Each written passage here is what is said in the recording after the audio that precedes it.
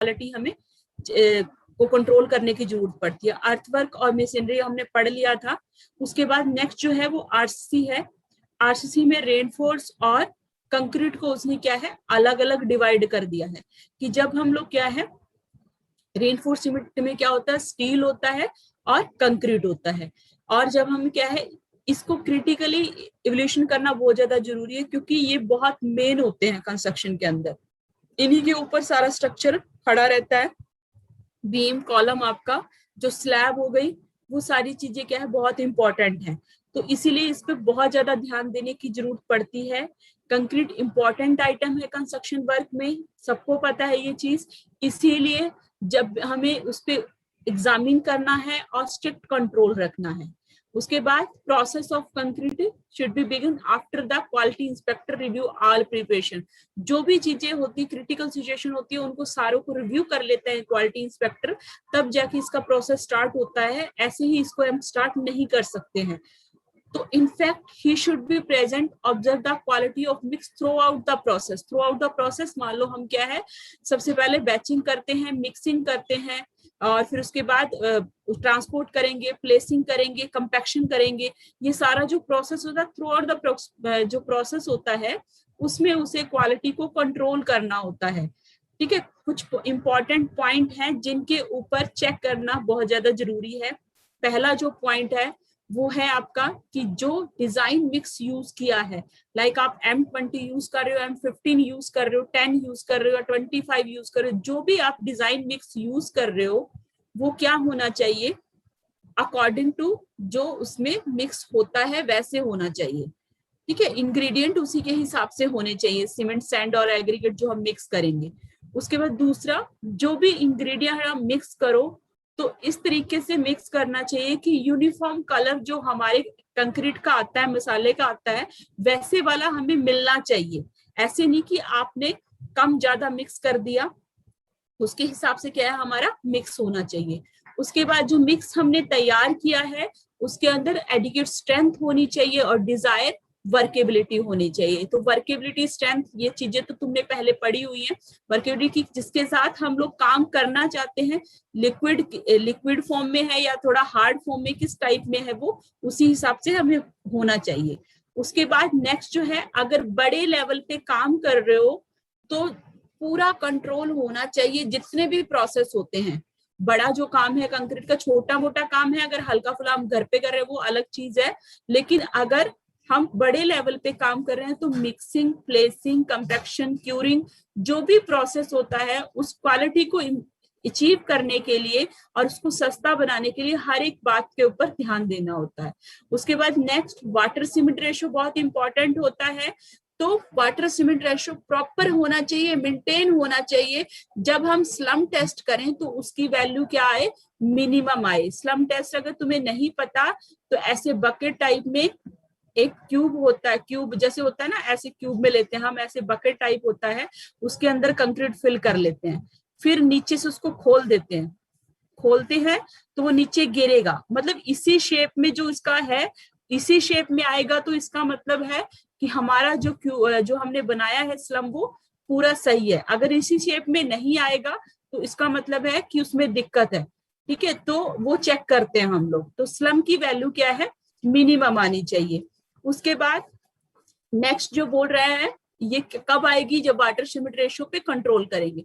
Next जो बोला है, लार्ज स्केल पे हम कंक्रीटिंग कर रहे हैं तो जब हम वेट करते हैं एग्रीगेट को तो उसके लिए वेटिंग मशीन जो होती है ऑटोमेटिक वो यूज करो, क्योंकि घर पे तो हम लोग छोटा मोटा अगर काम करते हैं कुछ भी ले लेंगे, हम बाल्टी ले लेंगे या फिर जो तसला होता है वो ले लेते हैं, कुछ भी करके हम एडजस्ट करते हैं। लेकिन अगर बड़े लेवल पे काम है तो अगर प्रॉपर मिक्सिंग नहीं है, जो मशीनें मिक्स करती हैं उसी के हिसाब से मिक्स होना चाहिए, नहीं तो क्या होगा जो लेबर वाले हैं वो कम ज्यादा भी कर सकते हैं। उसके बाद जो नेक्स्ट है कंप्रेसिव स्ट्रेंथ चेक होती है। वो कैसे चेक करते हैं, हम लोग क्यूब बनाते हैं उसका। तो क्यूब बनाएंगे हम लोग, क्यूब बनाते हैं तो साइड पे जो हम मिक्स किया है हमने उसमें से हम निकाल के क्या है लेबोरेटरी में लेके जाएंगे, टेस्टिंग करेंगे फिर कि वो डिजायर स्ट्रेंथ जो हमें चाहिए थी, जो हम चाह रहे थे अचीव स्ट्रेंथ करना, क्या वो वैल्यू उस हिसाब से आ रही है? अगर आ रही है तो ही हम लोग वो कंक्रीट क्या है यूज करेंगे। उसके बाद यहाँ पे सारा ऊपर इसने सारा किससे रिलेटेड दे रखा है कि जो मिक्स बनाने जा रहे हो आप वो कैसा होना चाहिए, उसके ऊपर कंट्रोल बता रहा है कि वाटर सीमेंट रेशो सही हो, ठीक है, एग्रीगेट सही हो, ठीक है, मिक्स जो है वो सही होना चाहिए, ठीक है, और वेटिंग करते हैं जब मतलब उनको मिक्स करने के लिए बैचिंग जो हम कर रहे हैं वो क्या होनी चाहिए, प्रॉपर होनी चाहिए। कंप्रेसिव स्ट्रेंथ चेक करेंगे। उसके बाद जब हम लोग प्लेसिंग कर रहे हैं, प्लेस कर रहे हैं कंक्रीट को और कंपैक्ट कर रहे हैं, दबा रहे हैं, तो तब क्या होना चाहिए, सेग्रीगेशन हमने पढ़ा था कि उसके पार्टिकल अलग नहीं होने चाहिए। हनी कॉम्बिंग में क्या होता है कि गैप रह जाते हैं उसके बीच में, तो वो दोनों चीजें नहीं होनी चाहिए। प्लेस करेंगे सेग्रीगेशन तब होगा, कंपैक्शन करेंगे हनी कॉम्बिंग तब आएगी प्रॉब्लम। प्लेस करना, नीचे जब गिराओगे उसको तो क्या होगा, पार्टिकल अलग हो जाते हैं, वो चीज नहीं होनी चाहिए। और जब कंपैक्ट कर रहे हो, अच्छे से कंपैक्ट नहीं करोगे तो हनी कॉम्बिंग प्रॉब्लम आ जाएगी। उसके बाद क्यूरिंग करेंगे। क्यूरिंग आपको पता है कि एडिक्वेट स्ट्रेंथ अगर हम चाहते हैं, अगर प्रॉपर स्ट्रेंथ हम चाह रहे हैं तो क्यूरिंग प्रॉपर होनी चाहिए, जो भी उसके हिसाब से 7 डेज है या 14 डेज है या कितने दिन की भी क्यूरिंग है उसी हिसाब से होनी चाहिए। उसके बाद नेक्स्ट जो है formwork erection should be proper, desired shape and surface finish of the obtain। जो फॉर्म वर्क है वो बहुत इंपॉर्टेंट है। कॉलम बना रहे हो तो उसका बॉक्स जो बाहर वाला होगा फॉर्म वर्क शटरिंग करोगे आप, बीम बनाओगे तब भी शटरिंग करोगे, जब आप ऊपर स्लैब बना रहे हो तब भी शटरिंग करोगे। तो वो अगर सही नहीं है तो शटर की जैसी शेप होगी वैसे ही आएगा। तो शेप सही होनी चाहिए, जिस डिजायर शेप में हम चाह रहे हैं या जिस फिनिशिंग में चाह रहे हैं उसी हिसाब से हमने क्या है फॉर्म वर्क लगाना है। उसके बाद जो नेक्स्ट है हमारा, अब स्टील की बारी आ गई है कि स्टील पे हम कैसे कंट्रोल करेंगे। स्टील पे कौन कौन सी बातों पर ध्यान देना है। स्टील भी तुम पढ़ रहे हो, आरसी में पढ़ के आए, ऊपर सीटी पढ़ा है, वो सारे पॉइंट वही वाले हैं। जब आप कंक्रीट टेक्नोलॉजी पढ़ी थी आपने तब आपने पढ़ा होगा वो सारी चीजें कि कौन कौन सी प्रॉब्लम आती हैं, क्या मिक्स करते हैं हम, सारा उसके अंदर। उसके बाद स्टील अब पढ़ रहे हो तो वही अब यहाँ पे वो चीज दे रखी है। Steel is the important part of RCC. ऊपर भी इसने सेम चीज लिखी है कि कंक्रीट इंपॉर्टेंट पार्ट है, तो ये भी इंपॉर्टेंट है। Special care should be taken for exercise control over the quality of material. जब हमने क्या है मटेरियल हम लोग यूज कर रहे हैं, रेनफोर्स यूज कर रहे हैं, तो तब हमें क्या है उसके ऊपर कंट्रोल, पूरी एक्सरसाइज के ऊपर कंट्रोल रहता है। Work as not only costly and major item of the construction.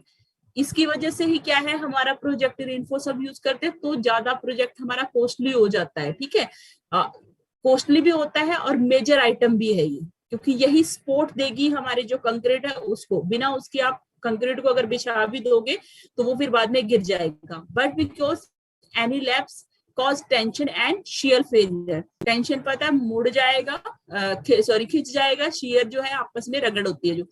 तो अगर हम लोग इसके बीच में गैप रह जाता है, अगर कोई भी लैप्स रह जाता है तो उसकी वजह से टेंशन और शियर फेलियर हो सकता है, हमारा बेंडिंग हो जाएगी हमारे स्ट्रक्चर के अंदर। तो ये पॉइंट है जिनके ऊपर हमें ध्यान देना है जब हम लोग क्या है स्टील हम की क्वालिटी को कंट्रोल करना चाह रहे हैं। सबसे पहला क्या है कि वेस्टेज मिनिमम होनी चाहिए, क्योंकि हम स्टील जो रेनफोर्स लाते हैं, स्टील लाते हैं, उसको काटते हैं, ठीक है, जो हमें जिस शेप का चाहिए। तो जो कटिंग कर रहे हो आप, कटिंग करते टाइम वेस्टेज मिनिमम करनी है ताकि हमारा जो प्रोजेक्ट है वो इकोनॉमिकल बने। उसके बाद second, steel bar should be good quality, अच्छी क्वालिटी का होगा तभी उसके अंदर स्ट्रेंथ आएगी। गुड क्वालिटी का होने की स्ट्रेंथ होनी चाहिए और उसके ऊपर जंग नहीं लगना चाहिए, पपड़ी वो बनती है जो वो नहीं होना चाहिए, और कोई भी हार्मफुल कोटिंग उसके ऊपर नहीं होनी चाहिए।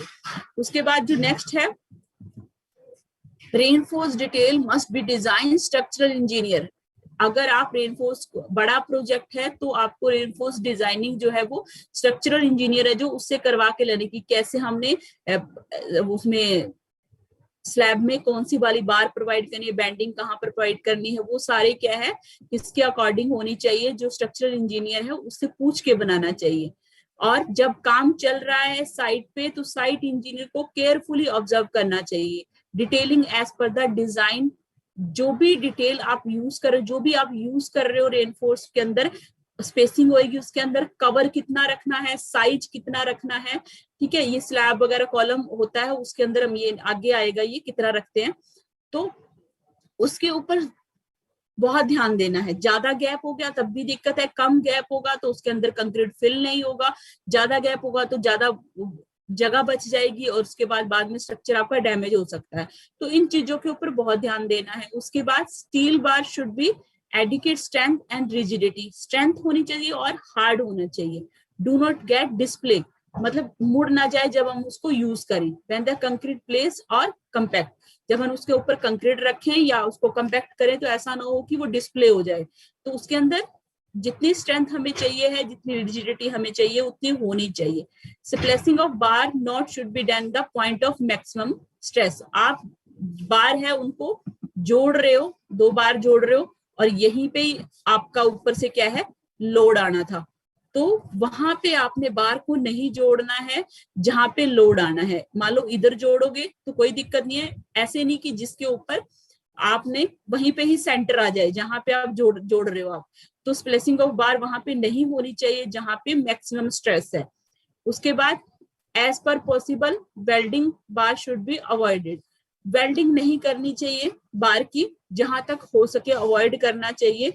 ओवरलैपिंग मतलब आप वही सेम चीज है, एक इधर बार है, दोनों का आपने वेल्डिंग से जोड़ दिया, ऐसे नहीं करना है आपने, ऐसे कर रहे हो फिर उसके बाद उसके ऊपर ऐसे लैप करके, मतलब ओवरलैप हमने जरूर करना है, ठीक है, उससे स्ट्रेंथ ज्यादा आएगी।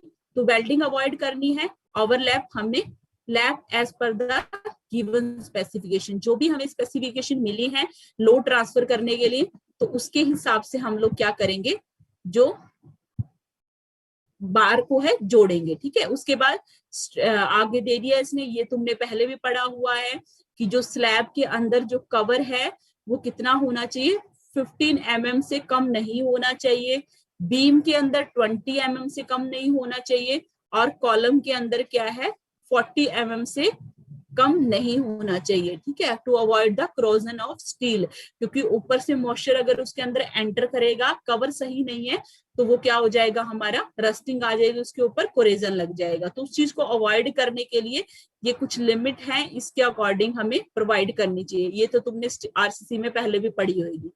उसके बाद लास्ट जो है in RCC work, bending and binding, ठीक है, बेंडिंग और binding should be properly check. ऐसे ना हो कि वो बैंड हो जाए जहां पे, सॉरी ये आपका जो है जहां पे हमने उसको मोड़ के लगाएंगे, सरिये को मोड़ रहे हैं या फिर किसी के साथ बांध रहे हैं, 2 को जोड़ रहे हैं, ठीक है, बेंडिंग कर रहे हैं या बाइंडिंग कर रहे हैं, शुड बी प्रॉपरली चेक, वहां पे प्रॉपर तरीके से चेकिंग होनी चाहिए। If any defect is observe, अगर हमें कोई डिफेक्ट लग रहा है तो साथ के साथ रेक्टिफाई करना है हमने इमीडिएटली, उसको आगे बढ़ाना नहीं है। तो इन सारी चीजों का क्या है, हमें ध्यान रखना है जब हम लोग क्या कर रहे हैं, जो रेनफोर्स क्या है और कंक्रीट बिछा रहे हैं। उसके बाद जब हम लोग सैनिटरी सिस्टम, मतलब आपका जो वेस्टेज जाएगी या पानी की सप्लाई के लिए हम जो पाइप बिछा रहे हैं, तो उस टाइम हमें क्या क्या चीजों का ध्यान रखना है। तो sanitary and water supply essential service provide in all type of the building, ये बात सबको पता है कि हमें इसेंशियल सर्विस है, उसके बिना तो हमारा काम ही नहीं चल सकता। For this service pipe are generally embedded and conceal below the floor, नीचे की साइड होती है पाइप ज्यादातर। That's very important to check the quality, इसीलिए क्या है बहुत ज्यादा जरूरी है कि जब बिछा रहे हैं तभी ध्यान दें। अलाइनमेंट, जो उसका मतलब स्लोप कितना रखना है, working of this fitting laying stay, जब हम उसको वर्किंग करवाने के लिए ले कर रहे हैं, बिछा रहे हैं, तो तब हमें ध्यान रखना चाहिए। As the repairing and removing defect, जो भी साथ के साथ वही ऊपर कि जो भी अगर डिफेक्ट हमें लगता है, अगर हम ऑब्जर्व कर रहे हैं डिफेक्ट को, तो उसको वहां से रिमूव करने के लिए साथ के साथ, ताकि बाद में हमें कोई डिफिकल्टी ना आए, तो हमें साथ के साथ ध्यान देना है। तो कौन कौन सी चीजें हैं जिसके ऊपर ध्यान देना है, पहला है मटेरियल, अच्छी क्वालिटी का मटेरियल होगा तो अपने आप दिखते नहीं आएंगी। तो मटेरियल, पाइप का जो फिटिंग है या आउटलेट है, जो भी उसके ऊपर पाइप लगनी है, वो शुड नॉट बी सब स्टैंडर्ड, ऐसा ना हो कि लो स्टैंडर्ड का आप प्रोवाइड करो। स्टैंडर्ड क्वालिटी का ही प्रोवाइड करना है। उसके बाद this service should be laid in the building experience plumber, जिसको नॉलेज है उसी से ही प्रोवाइड करना है, ऐसे किसी को भी उठा के नहीं लाना है, क्योंकि उसको ना ही पता होगा कि कितना स्लोप देना है, कितनी कौन सी पाइप कहाँ पे सुटेबल रहेगी। स्लोप और अलाइनमेंट प्रॉपर होना चाहिए। स्लोप का सबसे ज्यादा ध्यान जो है आपका स्नेटरी वाली जो पाइप है, सीवर वाली पाइप है, वहां पे बहुत ज्यादा ध्यान देना होता है, क्योंकि तभी जो वेस्टेज निकलेगा आराम से बाहर की साइड जा पाएगा जब प्रॉपरली हम उसके अंदर स्लोप देंगे। उसके बाद ज्वाइंट प्रॉपर चेक होने चाहिए, कोई भी लीकेज उसके अंदर नहीं होनी चाहिए। उसके बाद after completion of the pipe is completed, testing for, जो टेस्ट करते हैं हम वाटर सप्लाई में तुम्हें पढ़ा होगा, लीकेज टेस्ट करते हैं, वाटर फ्लो टेस्ट करते हैं, स्लोप टेस्ट करते हैं, वो सारे टेस्ट हम यहाँ पे ये लिखा हुआ है, अलाइनमेंट चेक करेंगे, स्लोप टेस्ट करेंगे और लीकेज टेस्ट करेंगे, सारे टेस्ट हम करके देखेंगे। उसके बाद इंस्पेक्शन के लिए बीच बीच में हमें चेक करने के लिए, साफ करने के लिए मैनहोल और ड्रॉप मैनहोल बनाते हैं, तो वो जरूर बनाने चाहिए हमें जब हम सैनिटरी सर्विस प्रोवाइड कर रहे हैं, ताकि हम रूटीन जो इंस्पेक्शन है वो कर सकें। क्योंकि ब्लॉकेज होएगी तो पाइप में अगर कहीं पे भी हमारा मैनहोल नहीं है तो हम नहीं चेक कर सकते कि क्या प्रॉब्लम है उसमें। उसके बाद the entire system of the pipe network related to sanitary and water supply system should be as per the drawing. ठीक है, जो ड्राइंग हमें बना के दी है आर्किटेक्ट या इंजीनियर, उसी के हिसाब से हमने सारी जो पाइप है उनकी पोजीशन जो है उनको लेइंग उसी के हिसाब से करना है। और जो ड्राइंग बन के आती है उसके अंदर जब जो सैनिटरी पाइप और वाटर सप्लाई पाइप जो होती है ना, उनका कलर करके रेड और ग्रीन कलर से उनको शो करते हैं ये, इसलिए जो ड्राइंग बन के आई है उसके अंदर शो होना चाहिए कलर्ड लाइन के साथ। उसके बाद next, water supply pipe should be properly coated. जब वाटर सप्लाई पाइप उसको उसके ऊपर प्रॉपरली कोट होना चाहिए, और सीलिंग कंपाउंड जो उनको कोरेजन से प्रोटेक्ट करे, उसके ऊपर जो भी कवर हमने प्रोवाइड पाइप के ऊपर कलर करते हैं वो वही वाला होना चाहिए जो उसको कोरेजन से प्रोटेक्ट करे। Last, quality of the checking this service is necessary, laying stage only afterward, everything get concealed below the floor। जब सर्विस प्रोवाइड कर रहे हैं, जब हम ले कर रहे हैं, उसको बिछा रहे हैं, तभी साथ की साथ चेक होना चाहिए। आफ्टरवर्ड क्या हो जाता है, everything get conceal below the floor. मैंने पहले भी बताया है कि फ्लोर के नीचे चली जाएंगी, फिर हम नहीं चेक कर सकते। फाड़ को चेक तो एक क्लेवर कॉन्ट्रैक्टर, वही बात आ गई कि क्लेवर जो ज्यादा चालाक कॉन्ट्रैक्टर होता है वो क्या करता है, प्रोवाइड सब standard material fitting below the floor. नीचे की साइड क्या करेगा, घटिया क्वालिटी के जो सब स्टैंडर्ड क्वालिटी के आपके प्रोडक्ट है वो लगाएगा, and good quality material at the outlet end, जहां बाहर दिखना है, which is seen and protective open to device client, जहां पे डिसीव क्लाइंट जो दिखेगी क्लाइंट को, लाइक क्या क्या दिखेंगे उसको, कंसील टैप, शावर जो हो गया, कॉक, वॉश बेसिन, जो भी ऊपर की साइड दिखेंगी टूटियां वगैरह वो सारी सही लगा देगा, अंदर की साइड पाइप में वो क्या कर देता है, गड़बड़ करता है। The quality inspector should be great care inspecting this service to the ill attempt of the misleading people। इसीलिए क्या है, जो इस क्वालिटी इंस्पेक्टर है या साइट इंजीनियर है जो भी वहां पे काम कर रहा है, उसकी जिम्मेवारी बनती है कि वो बहुत ज्यादा, मतलब जब सर्विस प्रोवाइड हो रही है वहां पे ध्यान दे, ताकि जो मिसलीडिंग कर रहा है वो कॉन्ट्रैक्टर पीपल्स को वो ना कर पाए। तो ये 7th चैप्टर जो हमारा वो कंप्लीट हो गया है। नेक्स्ट 8th और 9th